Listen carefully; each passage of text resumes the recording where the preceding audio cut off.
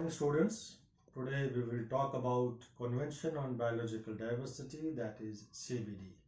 You know, Convention on Biological Diversity is an international legally binding treaty with three major goals. Number one is conservation of biodiversity, number two is sustainable use of biodiversity, and number three is fair and equitable sharing of benefits arising from any use of genetic resources. So this CBD primarily deals with three major goals which I have just told you. Number one, again for your information, is conservation of biodiversity.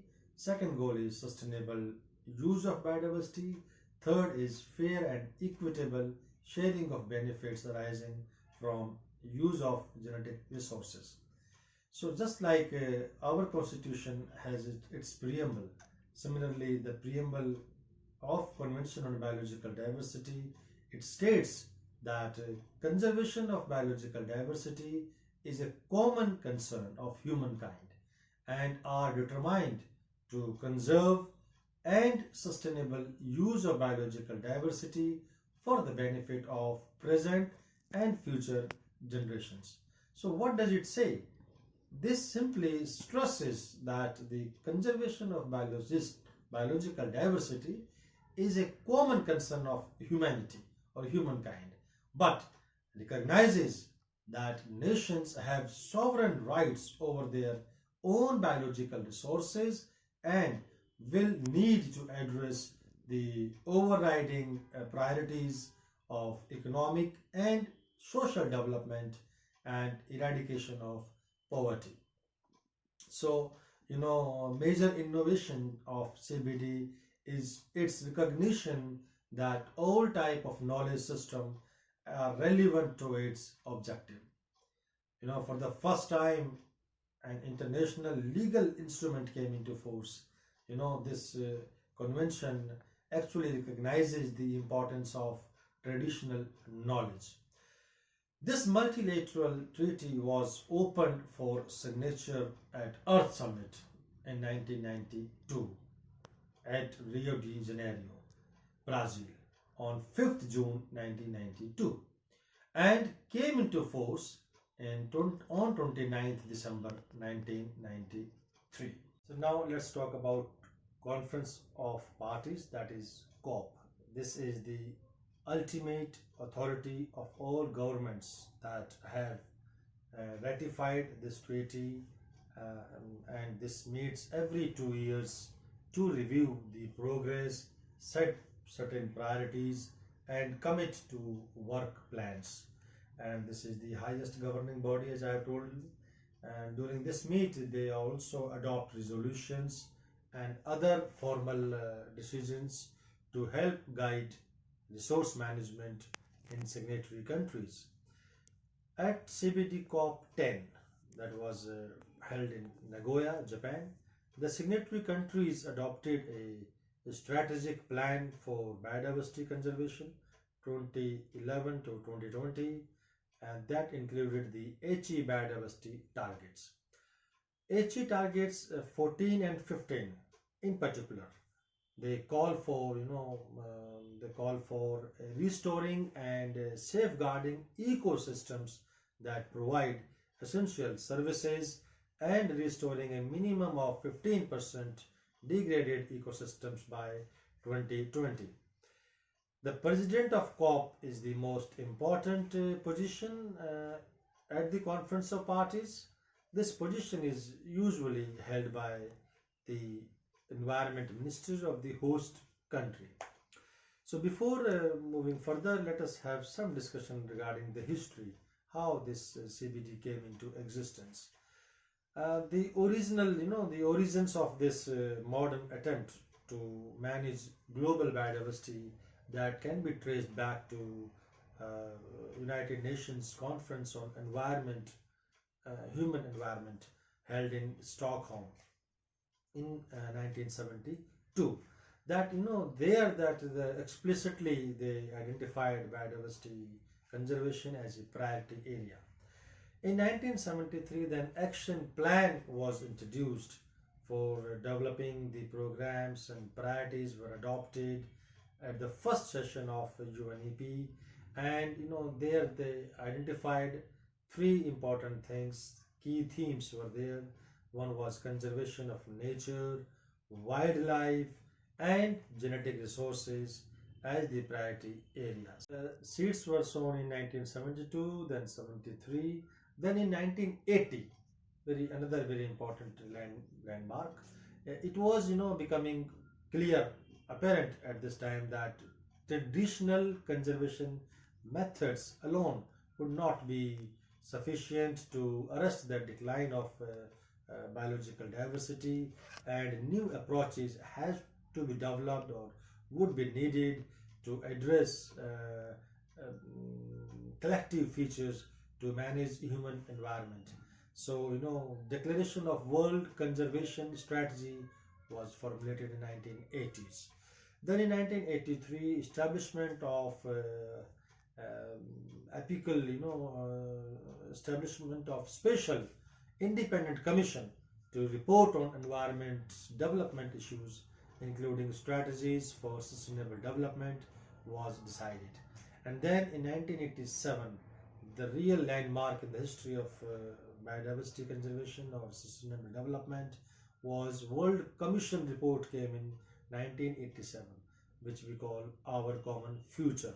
It is also known as Brundtland Commission or Brundtland Report.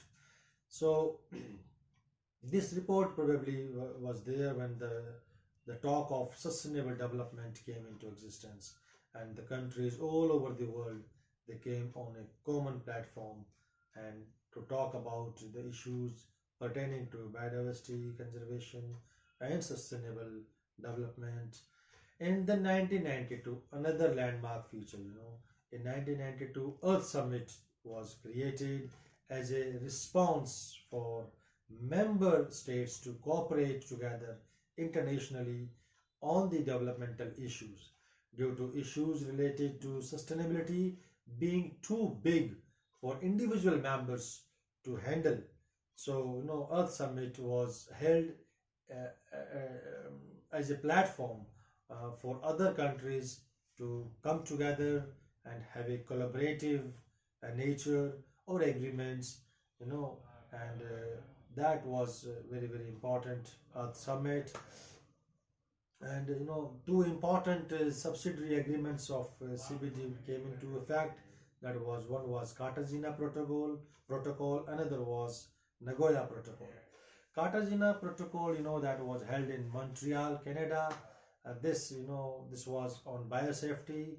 It was adopted on 29th January 2000 and came into existence or force on 11 September 2003. Very important. This protocol was, it was on biosafety. This establishes a series of rules and procedures, including the Advanced Information Informed Agreements, that is AIA, for the first meeting. International Transboundary Movement of Living Modified Organisms, GMOs. So there are specific provisions to ensure that GMOs or LMOs are handled, packaged, and transported safely, and importing parties have access to all necessary information for making informal decisions on whether or not to accept living modified organisms imports. Then Nagoya Protocol, that was held in Nagoya, Japan, that was signed on 29th October 2010 and became effective from 12 October 2014. The aim of this protocol is simply the implementation of one of the three objectives of CBD. That was the fair and equitable sharing of benefits arising out of the utilization of genetic resources, thereby contributing to conservation and sustainable use of biodiversity. So, how many countries all over the world are involved in CBD? The CBD is considered universally approved as 193 parties are a part of this convention. Only there are 4 countries in the world or member of UN which have not signed this treaty. They are South Sudan, USA, Vatican City, and Andorra. So, what is the status of India regarding CBD? India, is one of the earliest signatories of this convention on biological diversity and became party in early 1994. India enacted Biological Diversity Act 2002 for giving effect to provisions of CBD. So, what does this Biological Diversity Act says? You know, the Act of Parliament of India for Preservation of the Biological Diversity Act of India was passed by the Government of India, by the Parliament, and it was done for the preservation of the biological diversity and provides equitable sharing of benefits arising out of use of traditional biological resources and knowledge. So now the question arises, why USA did not ratify the CBD? While USA was very supportive at the beginning of the negotiating process, but majority of countries involved in these negotiations were of the opinion that such a global treaty should be more ambitious, and they must focus on social as well as economic aspects of the biodiversity, including the issue of biotechnology. Acknowledging this issue, CBD was to contain provisions on access and benefit sharing, as well as on prior information or consensus between users and providers of genetic resources. So perhaps this was the reason the developing countries made it clear that they would not support any new treaty if biotechnology would not be included. While USA was strongly opposed to the inclusion of any provision related to biotechnology, consequently, USA did not ratify this or declined to sign the CBD. Eventually, uh, after government change, then the President Bill Clinton signed CBD on June 4th, 1993.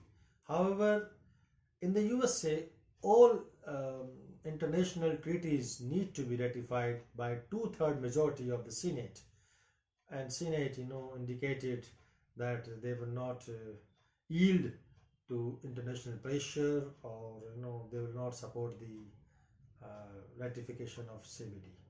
So they just moved off. So now, if we talk about the meetings of the CBD, you know, by default, it's in the rule, of CBD rule. The meetings will be held at the headquarters or the secretariat of the CBD, that is Montreal, Canada. But any party to CBD can offer to host the event or conference at their own expenses. This year's CBD will be held in China on 15th to 28th October 2020, but due to the outbreak of the virus these days, it is still yet to be decided what will happen at that time. So now let us come to the financial mechanisms, how this CBD is run, from where the finances are being arranged. During COP1, it was decided by all the parties that to establish a trust fund to meet administrative cost of the convention, including the maintenance of secretariat, and financial rules for its use were formulated. So budget is primarily coming from two sources. First is assessed contribution, another is voluntary contribution. In assessed contribution, there is a mandatory membership fees that all parties to the CBD are required to pay. These mandatory contributions are collected based on the scale of assessments that are agreed upon by UN General Assembly every 3 years. Regarding voluntary contributions, these, in addition to the mandatory contributions, they can be given by any country on their own. That they are also known as in-kind contribution. For example, they can support logistically. There is a provision for a meeting, venue free of charge, or provisions of additional man, mans or staff. So there are two kind of provisions are there for the financial support to this CBD. Then the CBD involves, that looks into 4 or 5 main issues of central importance. Number one, is measures and incentives. Measures and incentives for the conservation and sustainable use of biological diversity. Second is regulated access to genetic resources and traditional knowledge, including prior informed consent of party providing resources. Then third is sharing, equitable sharing of this information to each and every member of the COP. And then fourth is access to the informations, transfer of technology. Another very important, that technology part is very very important. And then third is technical and scientific expertise is another important area where CBD looks into. Then we have impact assessments.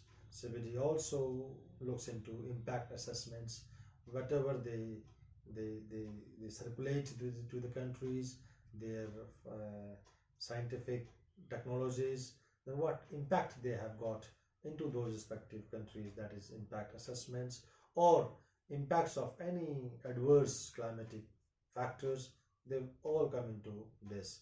And then education and public awareness, that is another very very important part of CBD, to educate the masses, to educate the people from all over the world, and how what work they are being doing at the secretariat, and for the diversity, for conservation of ecosystems, and for overall health maintenance of the globe. So this is CBD is a very important component of United Nations, and we hope that this CBD will definitely be successful in implementing the biodiversity conservation measures all over the world. Thank you very much. Thanks for kind hearing.